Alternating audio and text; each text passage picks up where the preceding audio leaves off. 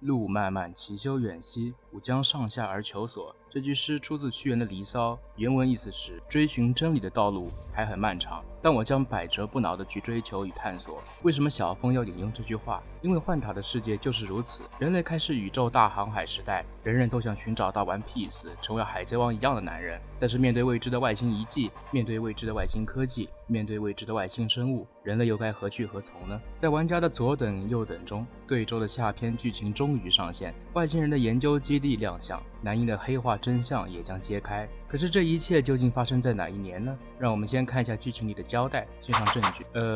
可以发现，无论是林寒还是烟淼，都在用数年或几年的说辞在模糊时间概念，但这就能难住小峰了吗？让我们把时间切回到讨伐高级惠民断生之前，烟淼曾经提到了2个时间点。8年前，由于衡司司官南音推测出虚郡遗迹的所在，现在游戏的时间依旧是公元2712年，所以南音发现虚郡遗迹就是在公元2704年。烟淼还说了之后探险队全员失踪，直到3年前黑化南音才现身九域，也就是公元2709年。在官网的 PV 中，我们知道南音的转化是需要时间来破茧化蝶的，所以出发的时间就在2704年与2709年之间。但是这依旧是一个范围，我们需要更具体的时间。好在我们还有证据，这份证据来自烟淼收集到的九域小报，里面同样提到了于衡司发现虚郡遗迹的时间，小报记录是在6年前，所以我们可以得知这份小报的发表日期是在公元2710年。小报中还提到从发现遗迹到前往遗迹间隔了3年时间，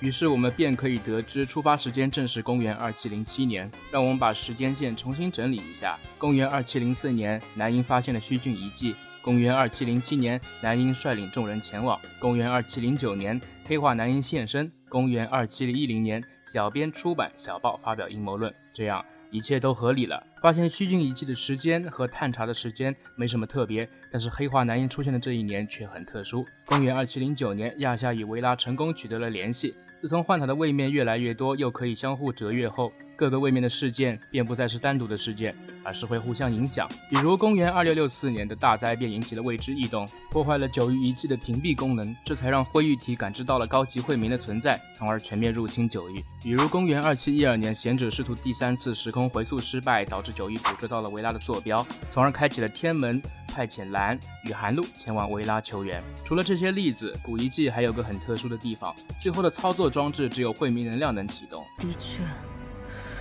我体内的能量似乎能呼应它，看来这是能以灰玉体能量驱动的装置。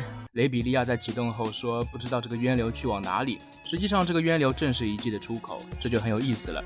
在进入古文明遗迹后，主角一行就被困在了里面，而唯一的出口却需要拥有惠民的能量的雷比利亚才能打开。如果雷比利亚没有同行，又会怎样呢？而且这并不是首次雷比利亚启动的遗迹，可能很多人都不知道，官方的 PV 和游戏的剧情是有差别的。在风鸣岛的遗迹，大家都以为是蓝的10章启动了遗迹，但事实真的如此吗？你们准备好了吗？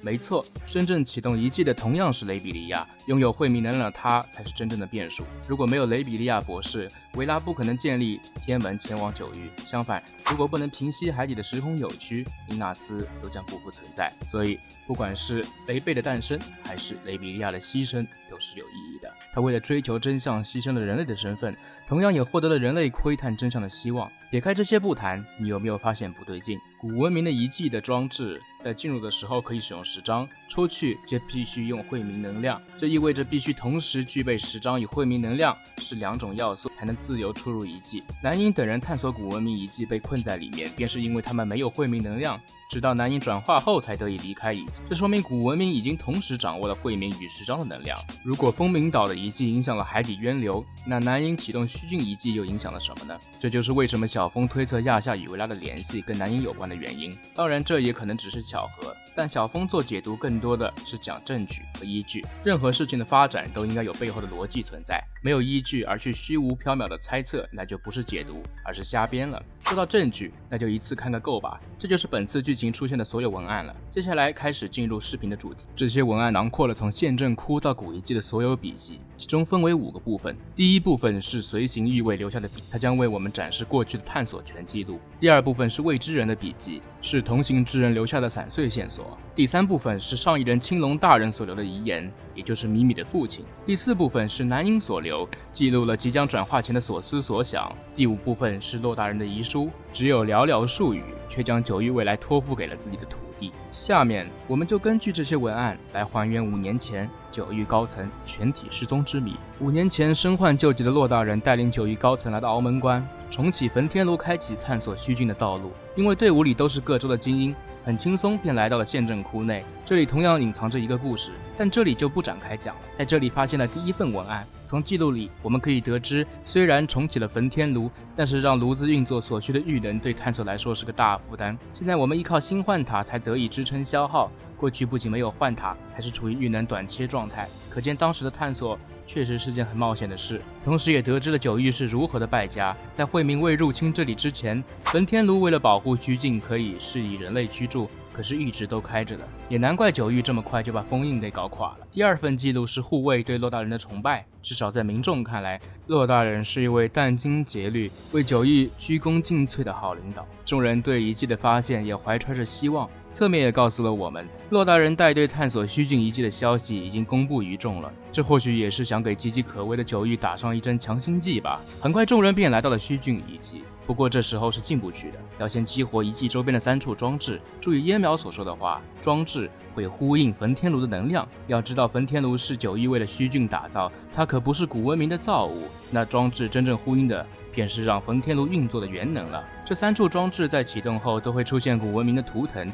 再一次实锤了古文明对元能的使用。激活装置后就可以进入遗迹了，可是这只是单向的入口，进入其中就等于困在里面。看样子我们是没办法原路离开了。这时候我们发现了第3份文案，与我们遇到的情况相同，南英等人也被困在了里面。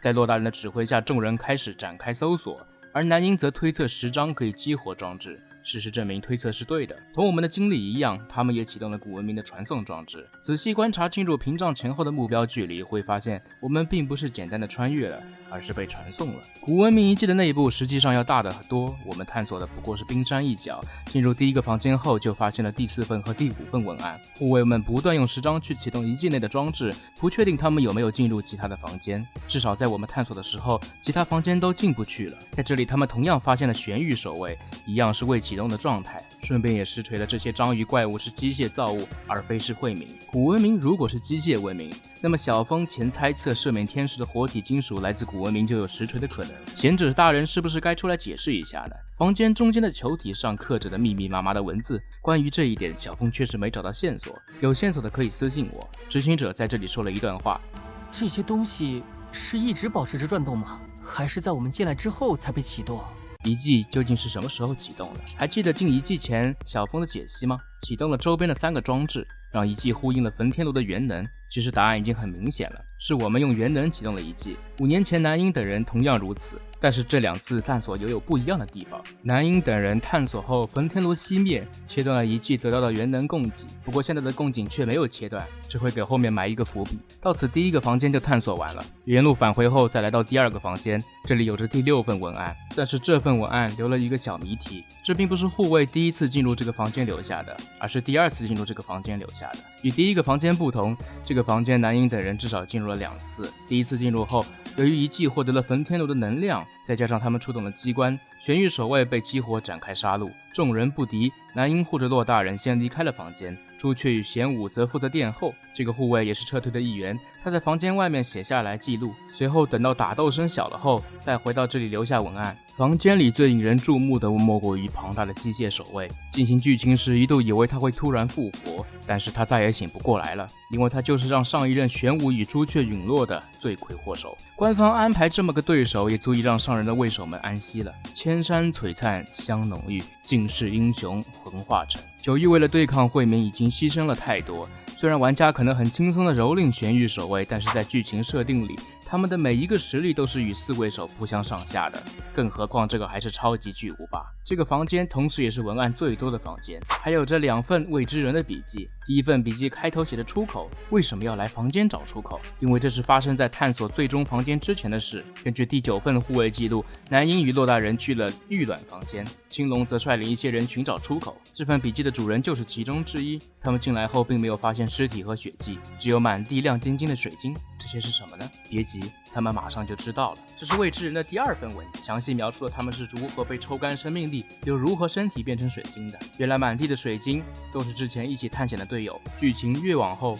越佩服9域的先导 PV， 答案早在版本初就已经告诉我们了。众生牛马，并作高鱼。这确实是史上最好的国服 PV， 也是史上最差的国际服 PV。为此，国际服甚至重做了一个 PV。在这些牺牲者中，有个特殊的存在，那就是上一任的青龙大人。这也是青龙大人最后的遗书。他依旧放不下自己的女儿米米。米米在父亲没出事之前就是个小公主，但虚境之祸出现后，郑州群狼环伺，需要有人主持大局。突如其来的打击并没让米米自暴自弃，而是让他迅速成长，在符离与孟章的帮助下，成为名副其实的一州之主。从遗书来看，上一任青龙同样对米米寄予了很高的期望，米米要坚强，天章枢纽，天下命统，从此接系你身。话说塔塔刀萝莉是不是上瘾啊？雷贝、可诺诺、米米一个都没少刀。人人都说幻塔不像末日，可实际上幻塔就是个茶几，上面摆满了悲剧。到此，上一任3位手全部陨落，他们被吸走的生命力便是转化南英的能量来源。玉卵说到底只是个装置，能量还是需要生物来献祭的。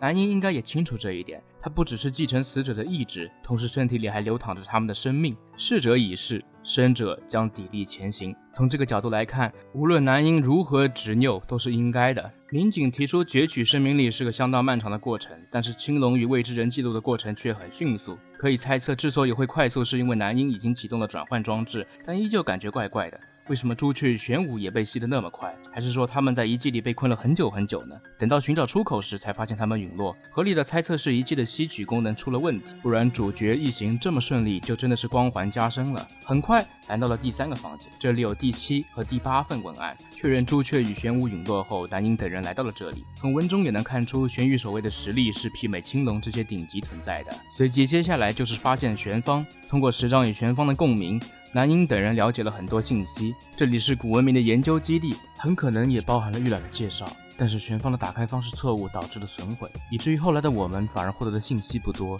关于玄方，在游戏里也有支线任务，就是根据玄方内留下的资料还原了过去南英探索时的影像，这也佐证了民警的猜测，玄方是储存装置。但也很可怕，还原的人中除了南英都是被榨干生命力的，这说明遗迹不只是攫取了生命力，同时还吸取了记忆。完成3个房间探索后就是主舱室，房间里最显眼的便是这里真正的外星人形象。不过这里有个疑问，天狼认为外星人是雕像，雷比利亚却说已经没有生命迹象了，所以这到底是雕像还是遗骸呢？如果是雕像，那这里就是大厅，而不是操控台之类的。但为啥雕像是座子？如果是遗骸，众人难道就不想研究一下吗？所以你倾向于雕像还是遗骸？在这里发现了第9份文案，南英等人来到了下层入口，这时候青龙去寻找出口，也是第2个房间笔记的由来。但要注意一点，他们并没有启动我们发现的装置，因为他们根本启动不了，它需要惠民能量才能启动，而我们有雷比利亚才顺利启动，只是启动后雷比利亚以危险为由暂时搁置了探索。